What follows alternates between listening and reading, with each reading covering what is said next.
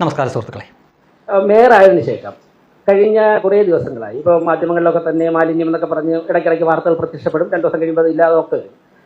ഞങ്ങൾ 6 മാസം, അതായത് അധികാരം ലഭിച്ചു കഴിഞ്ഞാൽ അത് മിനിമം ഉപയോഗിക്കണമെന്നുള്ള അഭിപ്രായം ഉള്ള ഒരാളാണ് ഞാൻ. അതുകൊണ്ട് തന്നെ വലിയ റെയ്ഡോ ചാനലുകളുമായിട്ടുള്ള പോക്കോ ഒന്നും നടത്തിയില്ല. ഒരു പരിധിവരെ ജനങ്ങളൊക്കെ തന്നെ കോർപ്പറേഷൻ ജീവനക്കാരെ വെച്ച് തന്നെ കൺട്രോൾ ചെയ്യാൻ പറ്റുമെന്ന് നോക്കി. അപ്പോഴാണ് അങ്ങ് വലിച്ചെറിയുക, വാർത്ത വരുത്തുക, ബോധപൂർവ്വം വാർത്ത വരിക. തീർച്ചയായിട്ടും പോലീസുമായിട്ട് സംസാരിച്ചു. 2 ആക്ഷൻ. ഒരാൾ അനധികൃതമായി മാലിന്യം ശേഖരിക്കുന്ന ഒരാളിനെ കോർപ്പറേഷൻ ജീവനക്കാർ തടഞ്ഞപ്പോഴേക്കും ഓട്ടോറിക്ഷ കയറ്റി ഇറക്കാൻ വേണ്ടി ശ്രമിച്ചു. എന്നിട്ട് തമിഴ്നാട്ടിലേക്ക് രക്ഷപ്പെടുത്തു. 24 മണിക്കൂറിനകം തിരുവനന്തപുരത്ത് പോലീസ് അയാളെ തമിഴ്നാട്ടിൽ പോയിട്ടൊന്ന് അറസ്റ്റ് ചെയ്യുവാൻ വേണ്ടിയിട്ടുള്ള ഒരു ഇടപെടൽ ഉണ്ടാക്കി. അതിനുശേഷം ഒരു ഇൻസിഡന്റിൽ കൂടി അറസ്റ്റ് ചെയ്യുകയും പിടിച്ച വാഹനങ്ങൾ ഒരു വാഹനം 25 ലക്ഷം രൂപ വരുന്നതാണ്, ബാക്കിയൊക്കെ 5-10 ലക്ഷം രൂപ ആട്ടോ സ്റ്റേഷൻ്റെയാണ്.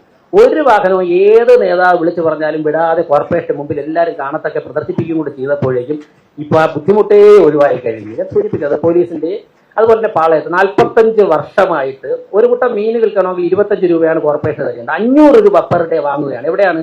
അപ്പുറത്ത് മുഖ്യമന്ത്രി ഇരിക്കുന്ന സെക്രട്ടേറിയറ്റ്, ഇപ്പുറത്ത് കോർപ്പറേഷന്റെ മേയർ ഇരിക്കുന്നതിനിടയ്ക്കുള്ള പാളയം എന്ന് പറയുന്ന കണ്ണായ സ്ഥലത്ത് കണ്ണിവേറ മാർക്കറ്റിൽ ഒരാളിന്റെ കയ്യിൽ നിന്ന് 500 രൂപ വെച്ച് 200 പേരുടെ കയ്യിൽ നിന്നും കഴിഞ്ഞ ലാസ്റ്റ് 45 ഇയേഴ്സ് കളക്ട് ചെയ്യുമ്പോൾ ഒരു ദിവസം ഒരു ജോലിയും ചെയ്യാതെ 1 ലക്ഷം രൂപ ഉണ്ടാക്കുന്ന ഒരു സംവിധാനത്തെ ഒരു നിമിഷം കൊണ്ട് മാറ്റാൻ സാധിച്ചിരുന്നുവെങ്കിൽ തീർച്ചയായിട്ടും പോലീസിന്റെ വളരെ നല്ല രീതിയിലുള്ള ഇടപെടുണ്ട്. എനിക്ക് യാതൊരു ബുദ്ധിമുട്ടുമില്ല, മടിയുമില്ല അത് പറയാൻ വേണ്ടി. ഞങ്ങളൊരു സമരം നടന്നു. തിരുവനന്തപുരത്തെ കോർപ്പറേഷൻ മേയർ അമേരിക്കൻ പര്യടനമൊക്കെ കഴിഞ്ഞ് വന്നതിന് ശേഷം പങ്കെടുത്ത ഒരു പൊതുപരിപാടിയിലെ സംഭാഷണങ്ങളാണ് നിങ്ങൾ കേട്ടത്.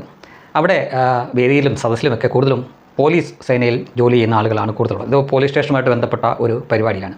അദ്ദേഹം എന്താണ് പറഞ്ഞു വെച്ചതെന്ന് ചോദിച്ചു കഴിഞ്ഞാൽ, കോർപ്പറേഷൻ മേയർ എന്ന നിലയിൽ ആ സ്ഥാനത്തിരിക്കുമ്പോൾ പ്രയോഗിക്കാവുന്ന ചില അധികാരങ്ങളുണ്ട്. അത് മുഴുവനായിട്ടൊന്നും പ്രയോഗിച്ചിട്ടില്ല. അതിൽ കുറച്ച് തന്നെ ഞങ്ങൾ പ്രയോഗിച്ചപ്പോൾ, അതായത് റെയ്ഡും മറ്റുമൊക്കെ വേണമെങ്കിൽ തുരുതുരെ ചെയ്യാമായിരുന്നു. പക്ഷേ അതൊന്നും ചെയ്യാതെ തന്നെ വേണ്ട രീതിയിൽ ശരിയായ രീതിയിൽ ചെറിയതായി തന്നെ അധികാരം പ്രയോഗിച്ചപ്പോൾ ഈ തിരുവനന്തപുരം കോർപ്പറേഷൻ പരിധിയിൽ മാലിന്യം എറിയുന്ന പരിപാടി ഉണ്ടായിരുന്നല്ലോ, അത് സ്വിച്ചിട്ട പോലെ നിന്നു എന്നാണ് പറയുന്നത്. അതായത് ബോധപൂർവം തന്നെയാണ് കമ്മ്യൂണിസ്റ്റുകാർ വണ്ടിയിൽ കൊണ്ട് ഈ മാലിന്യങ്ങൾ കൊണ്ട് കൂമ്പാരം കൂട്ടിയിട്ടിട്ട് അത് ഈ കോർപ്പറേഷൻ്റെ പിടിപ്പുകേടാണ് എന്ന് വരുത്തി തീർക്കാനായിരുന്നു അവരുടെ ഉദ്ദേശം. അവരുടെ പരിധിയിലുള്ള മാധ്യമങ്ങളെ കൊണ്ട് അത്തരം വാർത്തയും കൊടുപ്പിച്ചു.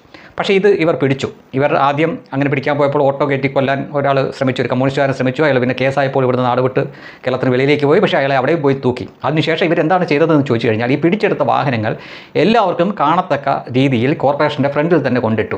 ഏത് നേതാവ് വിളിച്ച് പറഞ്ഞാലും വിട്ടുകൊടുക്കില്ല എന്ന ഒരു കടുത്ത നിലപാടും എടുത്തു ഈ കോർപ്പറേഷൻ.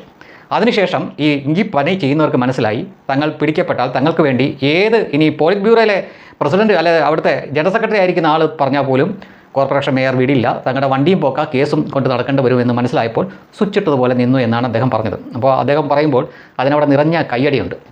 അതായത് ചിലർ ഈ ചർച്ചയിലും മറ്റുമൊക്കെ പറയുന്ന കേട്ടിട്ടുണ്ട്, അധികാരമുള്ളത് വേണ്ട രീതിയിൽ പ്രയോഗിക്കണമെന്ന്. സത്യം പറഞ്ഞു കഴിഞ്ഞാൽ ഈ ഫാസിസ്റ്റ് സർക്കാരാണ് മോദി സർക്കാർ എന്നൊക്കെ പറയുമ്പോഴും പല കാര്യത്തിലും അവർക്കുള്ള അധികാരം, അതായത് ഈ അഡ്വക്കേറ്റ് ജയശങ്കറെ പോലുള്ളവർ പറയുന്നതനുസരിച്ചാണെങ്കിൽ മോദിക്ക് ഇന്ത്യ മഹാരാജ്യത്തുള്ള ഈ പവർ നമുക്കൊന്നും ഊഹിക്കുന്നേക്കാളും അപ്പുറമാണ്. പക്ഷേ അദ്ദേഹം അതിൻ്റെ ഒരു 20-30% പോലും പ്രയോഗിക്കുന്നില്ല എന്നതാണ് യാഥാർത്ഥ്യം. അദ്ദേഹത്തിനെതിരെ നിരന്തരമായിട്ട് അതുകൊണ്ടാണ് സോഷ്യൽ മീഡിയയിൽ ഇവർ ഇത്ര അവഹേളിക്കുന്നത്. ഒന്ന് ഓർത്ത് നോക്കിയാൽ തുടക്കത്തിൽ തന്നെ 2 എണ്ണത്തിനെ തൂക്കിയെടുത്ത് അകത്തിട്ട് വെളിച്ചം കാണിക്കാതിരുന്നിരുന്നെങ്കിൽ വേറെ ആരെങ്കിലും അതിന് മുതിരുമായിരുന്നു. പക്ഷേ ആ മനുഷ്യനത് ചെയ്തിട്ടില്ല. ഈ അടുത്ത കാലത്ത് പോലും അദ്ദേഹത്തിൻ്റെ മരിച്ചുപോയ മാതാവിനെ പറഞ്ഞവരോട് പോലും അദ്ദേഹം ക്ഷമിക്കുകയാണ് ഉണ്ടായത്. എന്നാൽ ഇവിടെ വി ഡി സതീശനെ ഇപ്പോഴത്തെ ജെൻസി വിളിക്കുന്ന പോലെ പൂക്കി സതീശൻ എന്നൊക്കെ വിളിച്ച് വീഡിയോ ചെയ്ത ഒരാൾക്കെതിരെ കേസായി. പിന്നെ അത് വാർത്തയായപ്പോഴാണ് കേസ് അതിൽ നിന്ന് വിടുതൽ നൽകിയത്. പക്ഷേ അവരൊക്കെ അവരുടെ ഈ അധികാരവും അതിൻ്റെ അപ്പുറത്തുള്ള കാര്യങ്ങളും ചെയ്യാൻ ശ്രമിക്കുമ്പോൾ നരേന്ദ്രമോദി അതൊന്നും ചെയ്യുന്നില്ല. അതേപോലെ തന്നെ കോർപ്പറേഷൻ പരിധിയിൽ മേയർ വി രാജേഷിനും ചില അധികാരങ്ങളുണ്ട്.